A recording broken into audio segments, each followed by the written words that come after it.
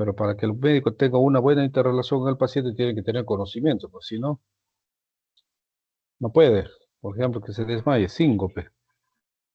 Si no tiene el médico una idea de lo que es síncope, de las características, de las formas, de por qué se produce, cómo es esto y cómo se presenta y esas cosas, pues menos van a ser una buena historia, ¿no? ¿Por qué? Porque precisamente el conocimiento permite hurgar sobre ese dato para ver y confinarlo, ¿no? Para ver si se puede confinar en un, digamos, en un diagnóstico, ¿no? Puede ser síncope de tal cosa, puede ser síncope de tal etiología, síncope de tal cosa, y así, ¿no? De manera tal que simplemente ustedes, al hacer una buena historia, también van a ir pues, a hacer un buen diagnóstico, ¿no? O les va a orientar a un buen diagnóstico.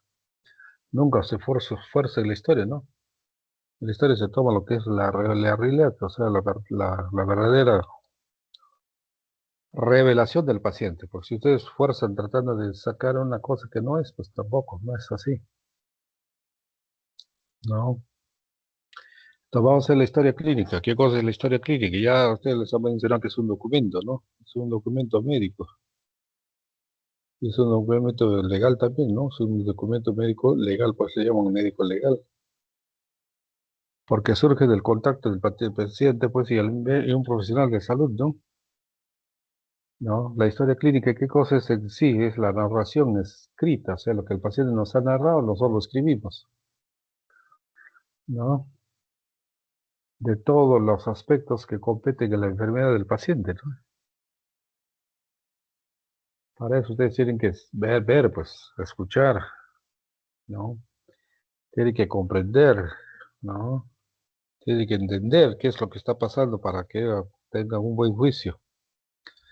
Y sobre todo porque así nos permite nosotros conocer al paciente, ¿no? Porque si no sabemos de qué paciente estamos hablando, menos vamos a enfocarnos en un buen diagnóstico y un buen tratamiento. Por eso la historia clínica es de muchísima importancia. La historia clínica es un documento médico porque recoge toda la información, ya saben ya, ¿no? Acerca de la salud del paciente.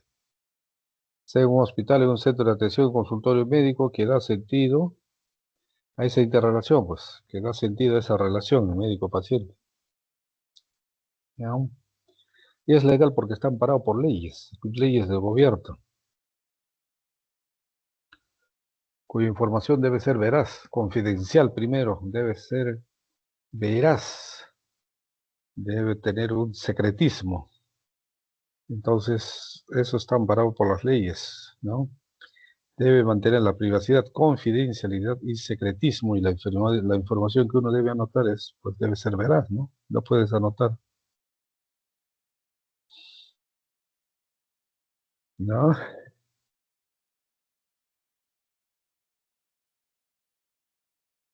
Como hace poco, por ejemplo, ¿no? Hay una paciente justo le hace un juicio a su pareja.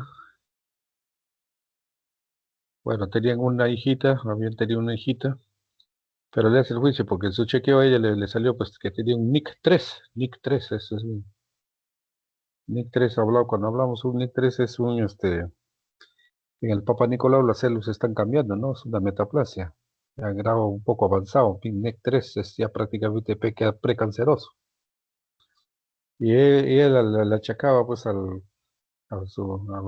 papá de su hijita que la había contagiado, ¿no? De la relación que tenían era recién de 5 años. Para que tengan un NIC3, pues tienen que tener un problema de cuando menos 10 años o más. Entonces, que la paciente vaya y que le firme el médico asegurando de que su pareja lo había contagiado, pues no. Entonces el médico tiene que saber, pues. El médico sabe que un NIC3 pues, no puede aparecer pues, en 5 años. Eso es un contagio de cuando menos 10 a 15 años. Entonces no podía pues firmar, ¿no? Le dijo que no podía firmar, porque eso no era verdad lo que quería, ¿no? Porque fue con su abogado. Eso es cierto, por si acaso. Entonces, por eso le digo, ¿no? Tiene que ser verdadero, la información ser veraz. No porque les vienen y les dicen una cosa, ustedes también van a hacer, pues. Pero parece que tienen que saber qué tienen que tener ustedes, conocimiento. Pues si no tienen el conocimiento, van a estar perdidos, eso sí. Es un derecho del paciente a que toda la información quede escrita, pues, ¿no? O sea, es como una constancia escrita de todo el proceso que tiene, pues, el paciente, ¿no?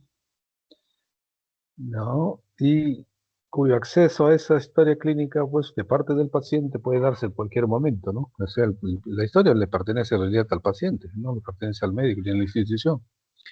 Si el paciente lo requiere, lo puede pedir en cualquier momento. Eso está amparado por las leyes, como les digo, ¿no? Ya.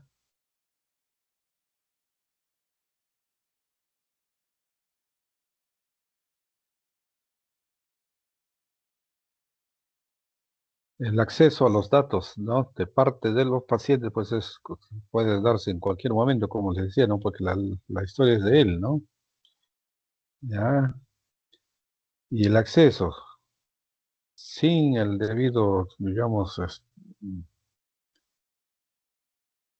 sin la debida autorización, por ejemplo, a la historia clínica, pues constituye un delito, por si acaso. Eso es un delito grave.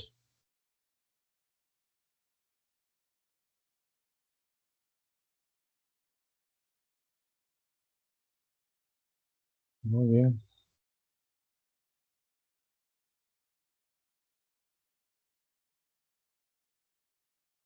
¿Qué características tiene la historia clínica? Uy, ay, ay, se me fue. Se me fue la historia. Hola, ay, ay, ay, ay.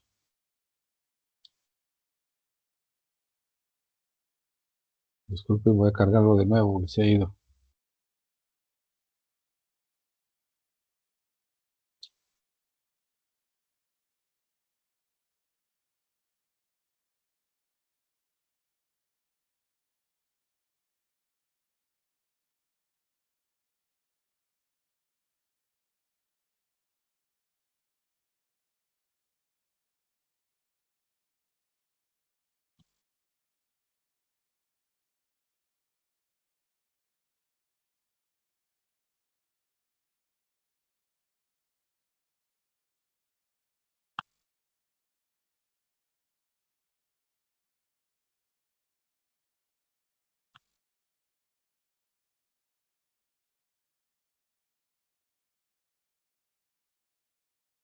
Ay, ay, ay.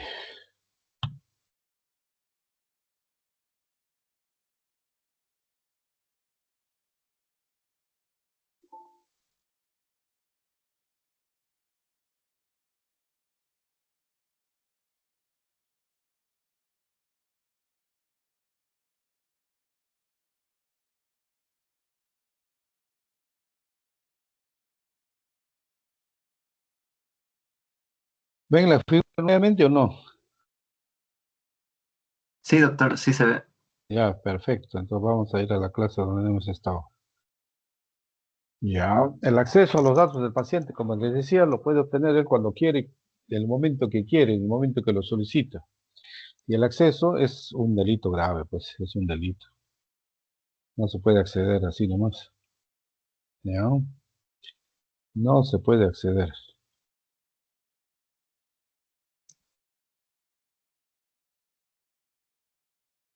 ¿Qué funciones tiene la historia clínica?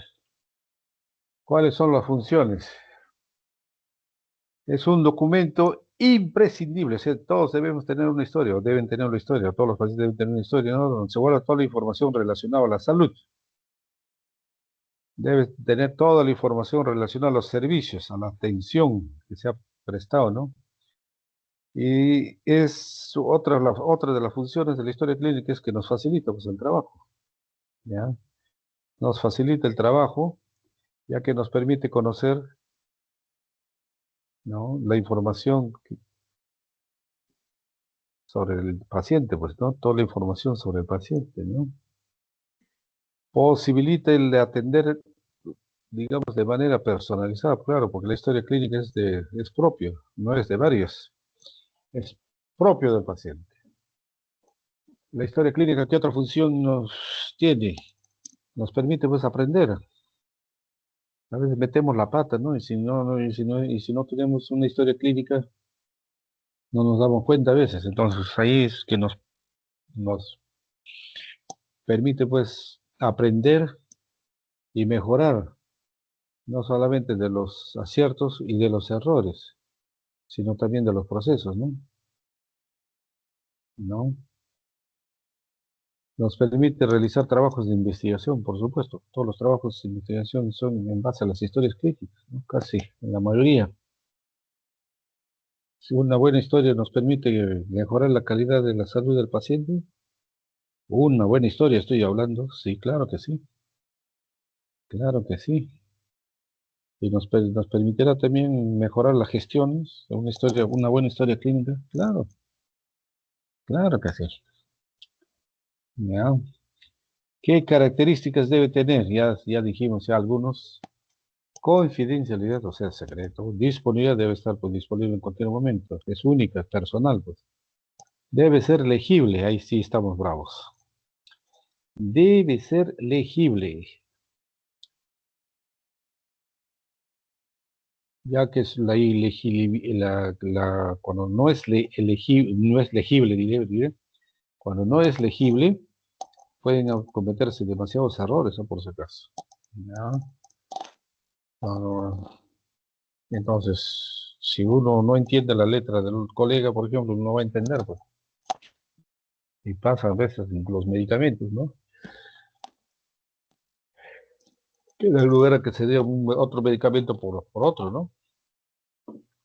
Debe ser veraz, ya lo dijimos. La falsedad que uno pueda anotar en la historia clínica, si alguien se da cuenta y lo denuncia, pues claro, es el que le ha hecho la historia va a caer, ¿no? Va a caer. Debe tener, dice, coetaneidad. Coetaneidad más que todo se refiere a lógica, ¿no? A lógica en el sentido de por lo que viene el paciente, pues uno pues debe enfocarse en ese problema, ¿no? No tanto en no buscarle digamos, la sin razón. Ejemplo, un ejemplo grosero, pues es, espérese, cada 2 o 3 días me entero de una paciente, mujer, que le habían hecho una ecografía abdominal, y va a recoger su informe, y en su informe le decía prostatismo, en 3er grado, algo así le habían puesto. No es lógico, pues. Debe tener coetaneidad. En otras palabras, cuando uno estudia al paciente, debería de estar enfocado a ese problema. Viene por dolor de pecho. Si viene por dolor de pecho, no le voy a pedir pues, una ecografía abdominal, ¿no? Sería absurdo. Debe haber lógica. Lo que pasa es que a veces hay médicos que trabajan para ciertos seguros y cuando más cosas le meten, pues creen que van a ganar más. A veces no es así, ¿no? Porque las compañías no son tontas, hacen auditoría. ¿No?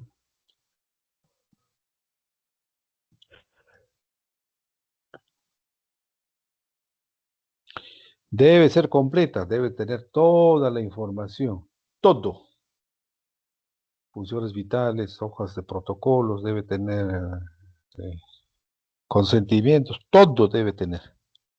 Pues si en algún momento los embarran para un juicio, por ejemplo, si no está la historia bien completa, así como le digo, que van a tener problemas.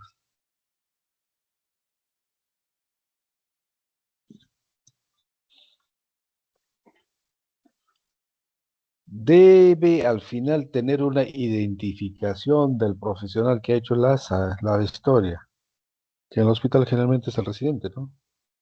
Firma Julio Luna, por ejemplo, MR pone, ¿no? Médico residente del 3er año o del 2.er año, depende pues del año que esté. ¿Ya? Entonces, de ahí nos damos cuenta quiénes, por ejemplo, los residentes, quiénes o de qué universidad pues, vienen residentes que son muy buenos o residentes que son medio torrejas. Por lo tanto, el que hace la historia clínica debe poner su identificación con su colegio, su rúbrica y el número, o sea, el colegio me refiero al número del colegio, ¿no?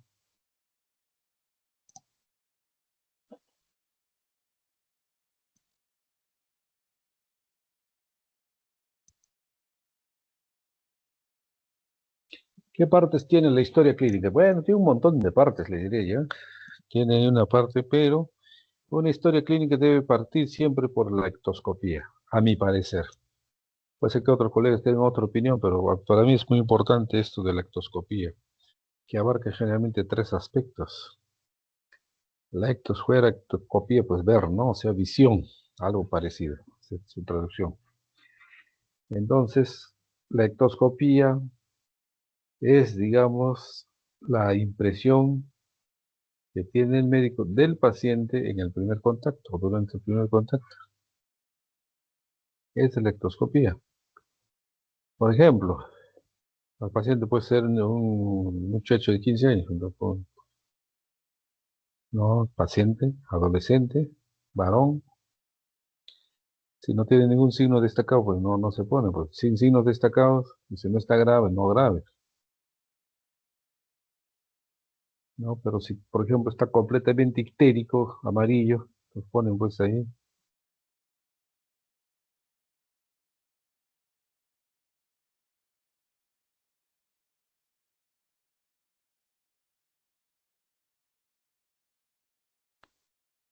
En la ectoscopía uno aprecia pues la edad y el sexo.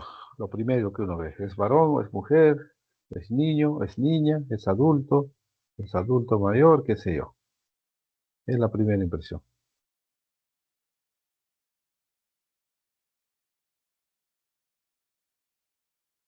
Segundo punto, el estado de gravedad. ¿Está grave o no grave? ¿No? El tercer punto,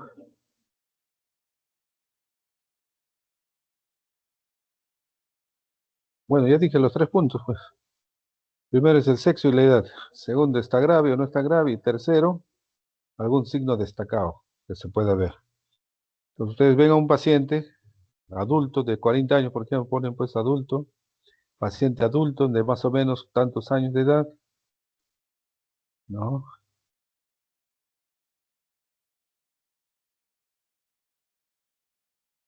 Puede estar grave o no grave, ¿no? Puede estar grave o no grave. Y el signo destacado en estos casos sería, por ejemplo, pues si está ictérico, pues se pone entonces paciente de más o menos varón, de 40 años más o menos, ictérico y no grave. ¿Ya? Pues es la ectoscopía. Ayuda un montón a enfocarnos ya. Después la otra parte sería anamnesis, el examen físico. Eso es lo que vamos a revisar ahora. La anamnesis es producto de la interrogación o de la interrelación. Es como si el médico se volviera periodista, está investigando, está interrogando al paciente. Y los resultados, digo, la información que va a recibir el médico puede ser, digamos, de manera directa por el paciente o de manera indirecta, digamos, por algún allegado al paciente. Por ejemplo, un bebé pues de 6 meses no va a hablar, pues no lo vas a interrogar el bebé. Entonces, la análisis cómo va a ser? Pues indirecta, pues por medio de qué, de la madre. Entonces, la madre nos podrá decir, pues bueno, yo he notado tal cosa, tal cosa, tal cosa, tal cosa, y esa es la historia, ¿no?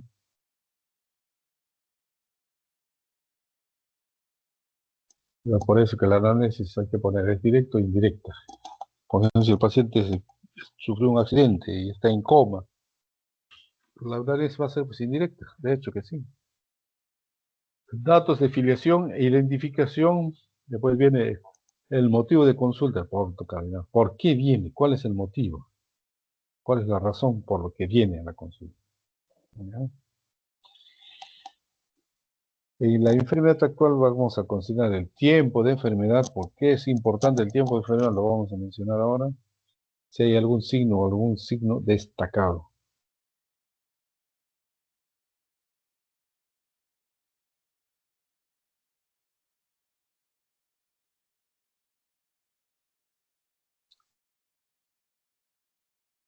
En la enfermedad actual hay que considerar el tiempo de enfermedad.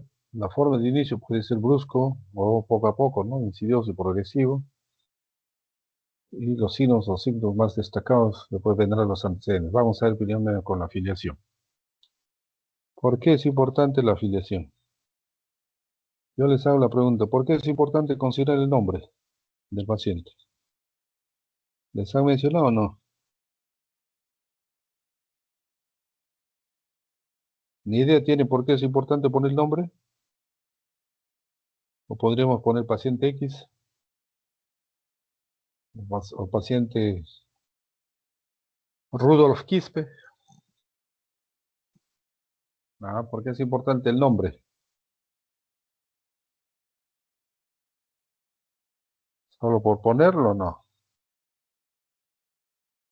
El nombre y apellido es importante porque nos personaliza pues, al paciente, nos da una identificación de quién es el paciente.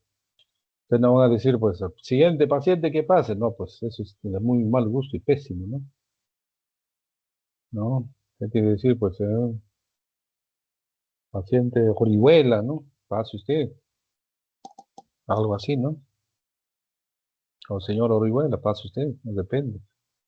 Los personaliza, pues, le identifica, le da respeto al paciente. La edad, la edad es importante porque eso nos obliga a calificarlo al paciente o, digamos, a clasificarlo al paciente, digamos, en el grupo etario, ¿no? Por ejemplo, si es un niño de 5 años, será pues un infante, ¿no? Entonces, el grupo de tantos a tantos años de edad. Entonces, nos permite, como les digo, clasificar en grupos etarios. Entonces, tenemos niñez, adolescencia, adultez, etcétera, etcétera, etcétera. ¿Por qué es importante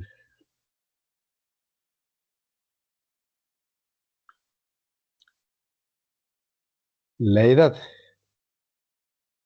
Como les digo, del mencionan nuevamente nos agrupa o agrupa al paciente en grupo etario, ¿no? Sexo, lo mismo. Es varón, es mujer, pues hay patologías propias de ambos sexos, ¿sí? Raza, en otros países la raza lo tienen muy presente, ¿no? Los americanos, por ejemplo.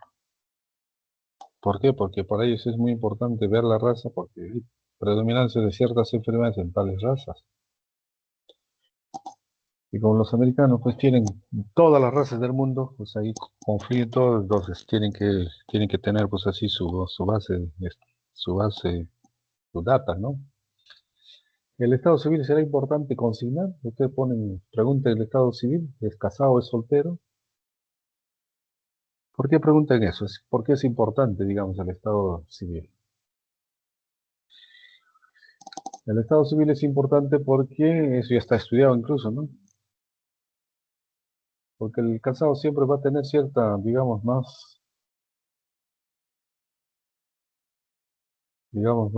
tiene mayor responsabilidad, ¿no? Frente al acto médico, podría decir. ¿Quién va a cumplir mejor las indicaciones? Pues es del casado, ¿no? No habrá una regla, pero sí, pues se cumple en la mayoría de las veces. Y habría por el mismo o bien ajochado, ¿no? Por ejemplo, la esposa puede estar ahí fastidiando, ¿no? Ya te toca ya, o ya es hora, ¿qué hora tomas esto? Por eso el casado tiene mayor estabilidad, mayor cumplimiento de las indicaciones, ¿no? El soltero es más ordenado, pues. El soltero siempre va a ser más ordenado. Lugar y fecha de nacimiento, domicilio y procedencia serán de muchísima importancia, por supuesto. Hay patología propia de altura, por ejemplo, o más frecuente en alturas, ¿no? Según el domicilio podemos inferir de que el paciente viene pues de una zona con luz, agua y desagüe completos, muy estables, muy todo, de repente, de la Molina, por decir. De un paciente que no tiene ni agua propia, tienen que compartir con mucha más gente,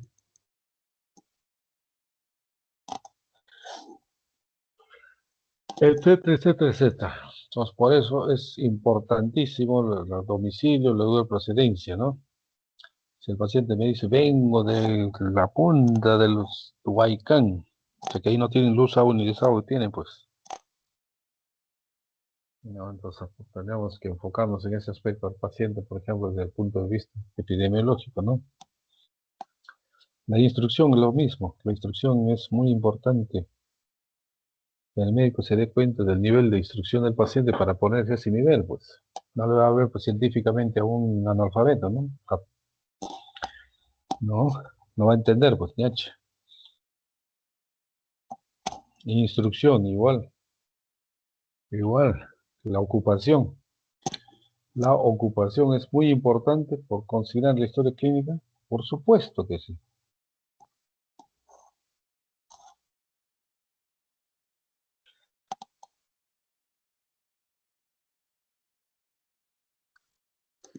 Pues no es lo mismo tratar un proceso con una persona instruida frente a una no instruida, ¿no? Religión será de muchísima importancia, sobre todo ya les dije, en Estados Unidos. Aquí también podría servir, ¿no? Siempre que tenemos algún paciente de este tipo, guarda respeto, ¿no? Hay que tener respeto. Y la persona responsable. La persona responsable es la persona que,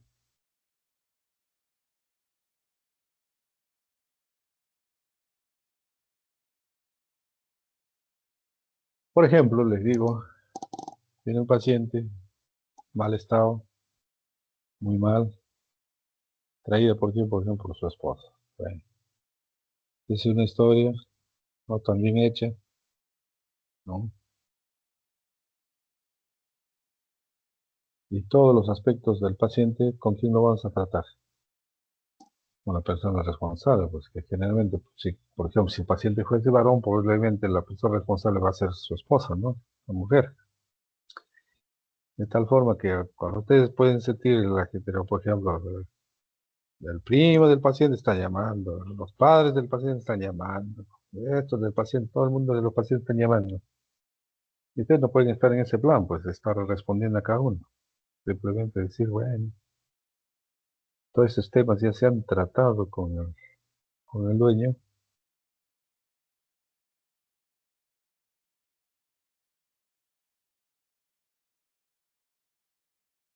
Entonces, cuando tienen ¿no? Esa embestida, digamos, familiar, lo único que les queda a ustedes es por decir, ¿no? Bueno, los aspectos de la enfermedad del paciente, las necesidades, sobre todo de evaluaciones, de estudios, esos casos, de eso, ¿con quién lo van a hacer? Con la persona responsable, ¿no? Con la persona responsable. La persona responsable, si quiere, compartirá la información, ¿no? Con los familiares. Ya, eso es así. Eso es así. Esa es la persona responsable.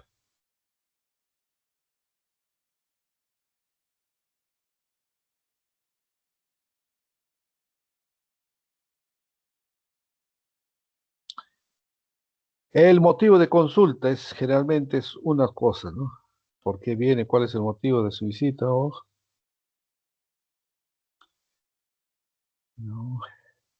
El motivo de consulta es muy escueto, es una o dos palabras.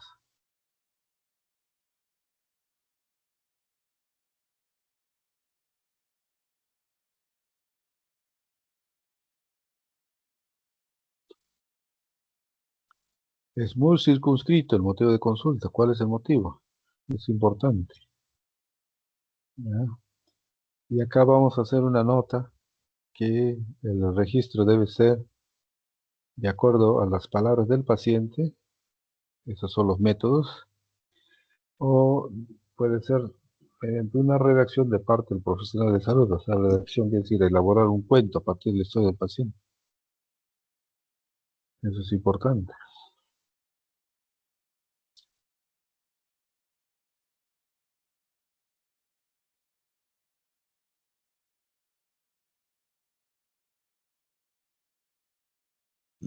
Enfermedad actual, es tiempo de enfermedad. ¿Por qué es importante el tiempo de enfermedad?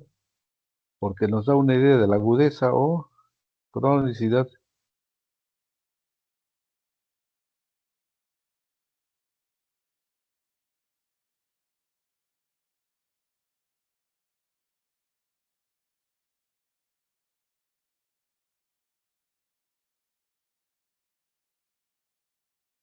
El tiempo de enfermedad nos da una idea de agudeza o de cronicidad. Si me dice el paciente, desde hace 10 años vengo padeciendo esto, me da una idea de que es crónico el problema. Y si me dice, desde ayer, para las 5 de la mañana, tengo este episodio que me ha venido así de manera brusca y no sé cuánto, es agudo, pues. La forma de inicio, ya lo dijimos, puede ser insidioso, poco a poco, de manera progresiva, o puede ser brusco, ¿no? Por ejemplo, un infarto, pues, por decir, ¿no?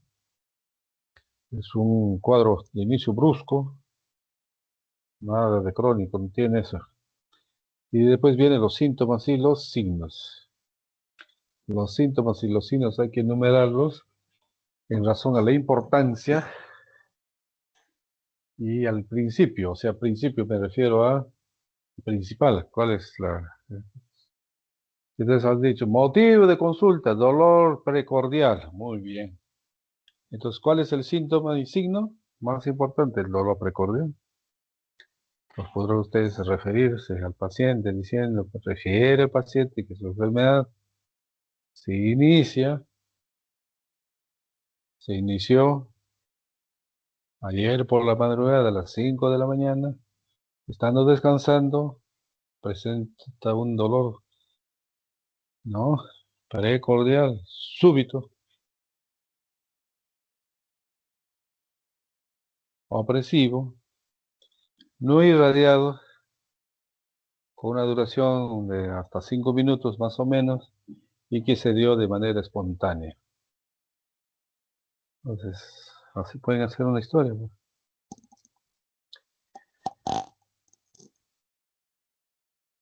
En relación a los antecedentes, muchas cosas de estas tienen importancia en la historia. Sí, claro, por ejemplo, los generales, cómo vive, cómo se alimenta, cuál es su rutina, etcétera, etcétera, etcétera, ¿no?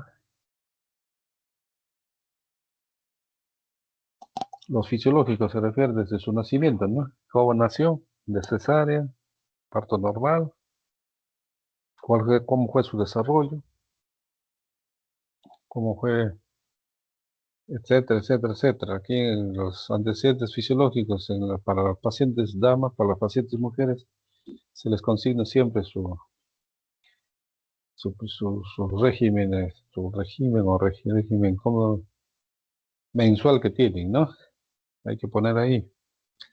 Cada qué tiempo es irregular, cuántos días le dura, no le dura, etcétera, etcétera, etcétera. Es importante. ¿Desde cuándo comenzó a tener eso? Es importante. Y después los patológicos. Todos los problemas que el paciente haya podido tener desde el punto de vista de la, digamos, de la importancia. Y el tiempo, tiene que ser desde el inicio, pues, ¿ya? Desde el inicio. Por ejemplo, tal edad tuvo tal cosa, a la otra edad tuvo tal cosa, ¿no? Y así. Fue operado, fue esto, etcétera. Todo lo que ha tenido antes de la enfermedad se anota ahí como antecedente.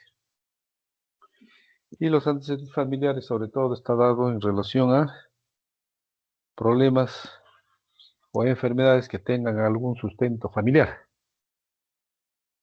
Por ejemplo, una hipertensión arterial, ¿no? En la familia hay presión alta o hay hipertensión.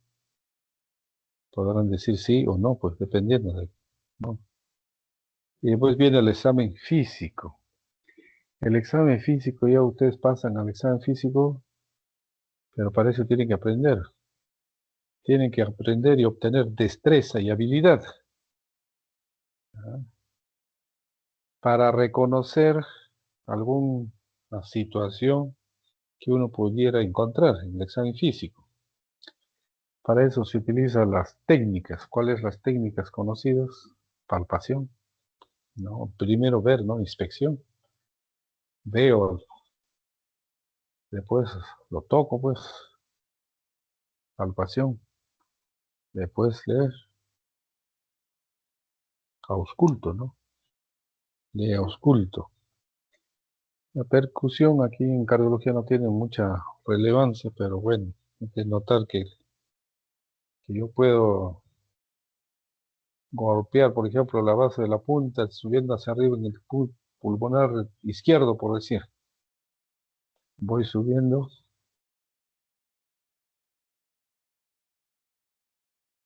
y sospecho de que puede tener derrame, ¿no? Entonces, ¿qué hago ahí? Toco, pues ahí sí golpeo, diré.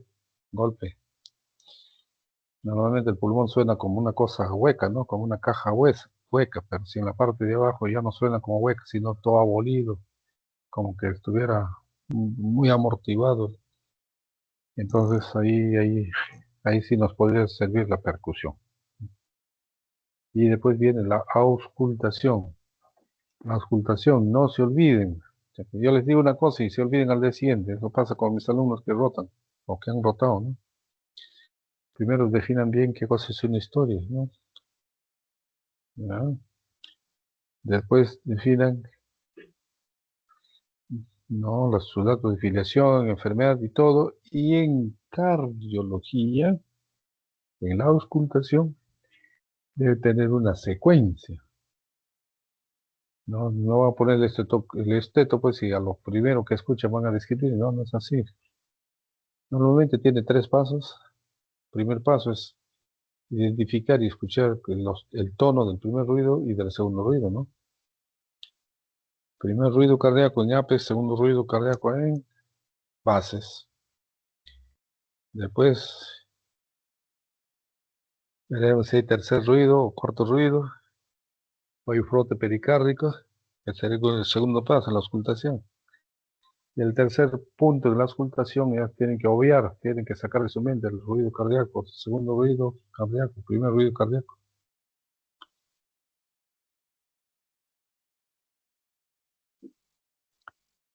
Y tercer punto, o sea, en la auscultación aquí ya se escucha el soplo, pues, ¿no? Si es el soplo de tipo eyectivo, si es el soplo de tipo regurgitante, etcétera, etcétera. De acuerdo a las características, también nos va a orientar, pues, a un problema. Por ejemplo, si yo ausculto y ausculto las bases abolidas prácticamente, ¿qué tengo que pensar? Que hay derrame pericárdico, pues. Pero si el paciente tiene un antecedente cardíaco, ha sido operado del corazón y todo, entonces tengo que pensar que probablemente esté en insuficiencia cardíaca, pues, debido a un cuadro valvular. Al examen físico ya ustedes deben conocer esto que han hecho, las funciones vitales, un examen general, somero, y un examen regional, ya viene por regiones, cabeza, cuello, pues ustedes tienen que estar bien avispados también en reconocer tal situación, ¿no? No, por ejemplo, en el Revaliate había un mastólogo, uno de los mejores mastólogos que había, pero él tenía tremenda habilidad para palpar, ¿no? Mamas. Palpaba mamas y él decía tal cosa, esto es tal cosa. Era un trome.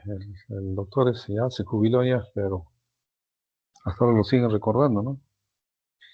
Pues los pacientes decían, no, o sea, que con la mano nomás ya se daba cuenta que era y pedía un examen y listo, ahí salía lo que era. Pero ¿cómo aprendió el doctor a hacer eso? Palpando 1000 mamas, pues. Primero normales y después mamas que tenían patologías, ¿no? Y según las características de cada patología, él ya fue aprendiendo, pues, o sea, fue obteniendo esa experiencia, digamos, ¿no? Su habilidad para poder, ¿no? Así como una doctora, ¿no? En el hospital de niños, ¿no? Es una trome también, una doctora, ¿no? Él veía a los niños que estaban mal, con probablemente meningitis, y la doctora, cuando les examinaba, le agarraba la cabecita. Y nadie se daba cuenta, ¿no? Y ustedes saben que todavía, pues, un recién nacido o un nacido, o ya de algunos meses, todavía tienen la fontanela, ¿no? ¿Qué cosa es la fontanela? Van a preguntar. Esa parte, pues, cartilaginosa del hueso, aún que no se ha consolidado en un niñito, ¿no? En un bebé. Pero simplemente tocaba y se daba cuenta de la tensión. Y cuando algún paciente que tenía la tensión un poquito aumentada decía, a este chico le hacen la punción lumbar, ¿no? Para ver qué cosa es lo que hay. A este otro chico, no. Así, así, ¿no? Escogía ella, pero con la expertise que obtuvo al examinar, ¿no? Miles de cabezas con la mano.